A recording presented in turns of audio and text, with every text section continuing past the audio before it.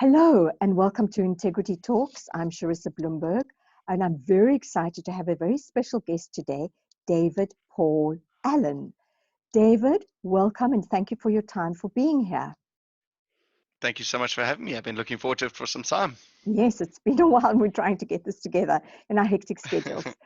David, I'm very excited because I'm handpicking a few people to talk about integrity, and these people I know specifically live their lives with integrity in their communication, in their work, in their relationships, and you are one of them.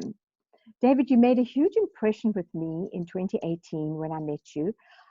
Came to Port Elizabeth to do some training with Ravensteins, and you had to pick me up at the airport. For a 5-minute drive, David, you had really read everything you could about me. You'd watched all the espresso shows I was on, all the radio shows, and it blew my mind. And that's the kind of person you are. It's never happened that the person who gives you a lift has done all the work. So thank you for that.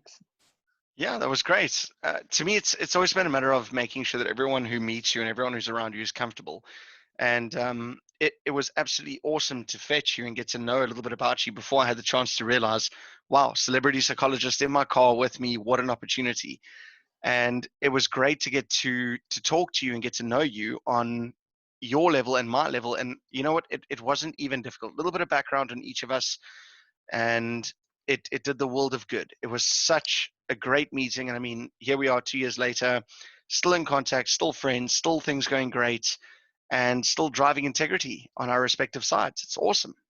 It's incredible. So now, David, so thank you for that. And I know you've also followed me to Parliament and you've come with your team members. So thank you for all your support and your work that you do around law as well. David, tell me, what are you currently doing at the moment and which organization you're working for and how you use integrity there? So I've always tried to align myself with people who think similarly to what I do when it comes to integrity and obviously the running of a business and just genuinely being good people. For lack of a better word, sometimes people mention fictitiousness. And to me, it's extremely important for everyone to be themselves. And if you can't be accepted for who you are, then it changes the dynamic of how you deal with other people and how other people are meant to deal with you. So the wonderful thing is, ever since joining Multivac, we're involved in the packaging industry and pharmaceutical industry as well. We manufacture, obviously, the machinery and so forth that's used in the creation of the food packaging industry and also in the medical industry. And for something that seems so important to me, the crux of it all was just finding that group of people that I believed in, and that group of people who, no matter what, are always going to be at your back and have always got the backs of their customers.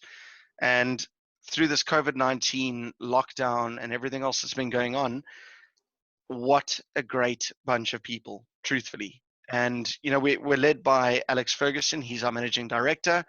It's been absolutely amazing knowing that we've got the right person at the helm to lead us through this entire situation and ensure, obviously, that shelves remain stocked, and that from our part, the pharmaceutical industry doesn't slow down with the generation of the actual drip bags that we create, and obviously our role that we do in sterilization of the surgical kits.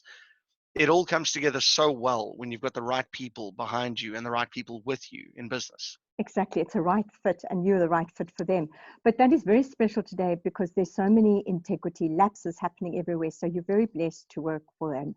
But David, tell me how you're all Definitely. interested and how your values became, into your life, because I think it has to do with your upbringing. Definitely. It all started with my parents, truthfully. They've always been the type of people who have said, it's that age-old saying from biblical times of treat others the way that you want to be treated, and to recognize that if somebody isn't willing to do that, not to treat them indifferently. We have enough socioeconomic changes and differences between, let's say, inequalities amidst all the people in South Africa, or among all the people in South Africa. And I think it's most important for all of us to realize that everyone is entitled to having a bad day. And when a person has a bad day, it's their responsibility to make sure that they don't take it out on someone else. And it's everyone else's responsibility to remember that, well, like I said, we're all entitled to our moments.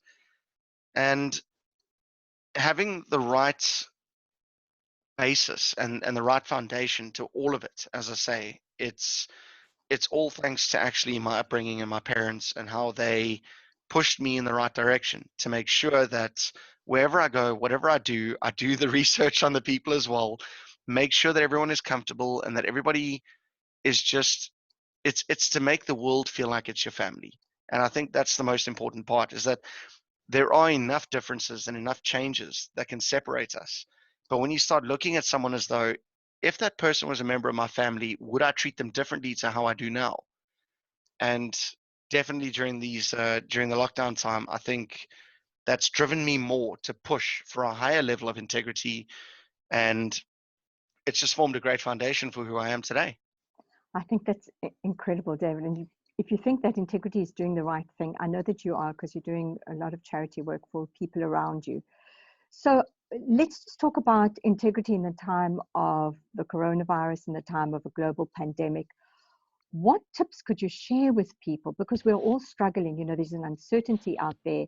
Um, you're fortunate enough to be able to work currently.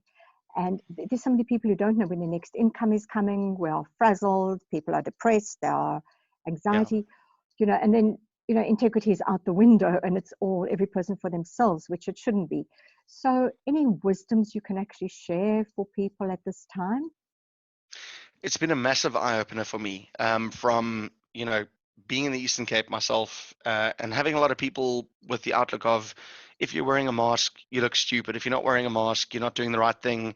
There are so many mixed emotions, mixed feelings, and everything that goes into this. But I think the biggest disconnect that we've experienced is the loss of our humanity to each other, Yes. and it's so it's such a heart sore feeling to be on my way to work in the mornings. And I know, sure, we're part of the essential services, and all of us are working as hard as we can to make sure that things run smoothly, and to see the people that are suffering and are unable to bring home salaries anymore. And on top of that, the animals, and I'm sure you'll agree with me on Oh this one boy. as well. Yes. What are we actually doing to try and help others? And it's been such a big kind of, as I say, problematic situation to me. And I'm not saying run out there and hand over whatever you're earning at the moment. I mean, I know we're all going through tough times, but it's important to not forget your own humanity towards man. And I think all of us need to just kind of step back a little bit and go, if I was in that position, what would I want? What would I need? And basic needs can be met if we all stand together. We can't look at it anymore as though it's our neighbor's problem or it's this person's problem. We need to combine, we have to work together, and we've got to unify. And once we unify and accept that none of us are better than the other, we can all actually get through this properly. I think those are fantastic words of wisdom. And people have become self-absorbed but it is time to dig deep, really. And I agree with you. We have lost the humanity. We're just caring about ourselves. But there are so many amazing people that are doing wonderful things. They don't always have money to give, but they're drives that we could do. I know that we're going to be talking about how we could do something for animals, because if people aren't eating, animals aren't eating. So, David, you have a huge heart, and I and As always, yes. as always, and I commend you on that.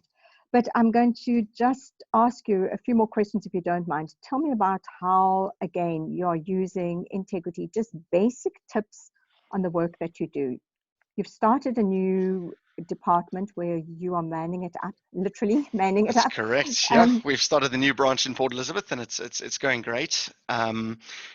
You know, speaking of just general integrity and just general niceness, I think the most important thing that I always remember, and it's stuck with me throughout the years, is how many times I've had friends of mine walk up to me, or people I've met randomly, and they say to me, you've done all of this for us, and you've been so nice to us.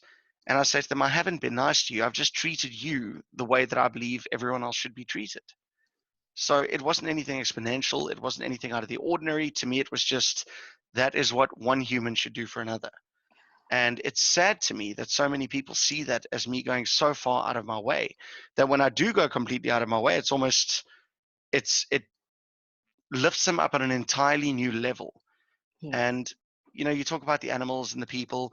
If we got 1 rand, just 1 rand from each person who was able to give, that would make one heck of a lot of money going around and circulating and doing good for everyone. And we can't always turn around and say, oh, but this person doesn't do that, and that one doesn't do this, and this one does, and those don't. It's important for all of us to remember it's not what others do, it's what we do. That's what makes the big difference. Exactly. I think the world needs more people like you. And 1 rand is it's not a lot to give. We must never underestimate the power of our voices and the power of what we can do to help others. That's really, it. yeah. And we feel so good. The second that we stop trying, everything else will collapse with our, the efforts that we've forgone. Exactly. And we must never stop trying and never underestimate the power of what one person can do. So, David, in closing, any final words of wisdom you want to share? You've shared really quite a lot up until now. I'm really, and I know you to have such a kind heart. I just don't want, there are people who would take advantage. So, yeah, in closing, advice about it that. does happen. It really does. And you know what? When it does happen, I think the most important thing to remember is that you've always done the right thing. And Yes.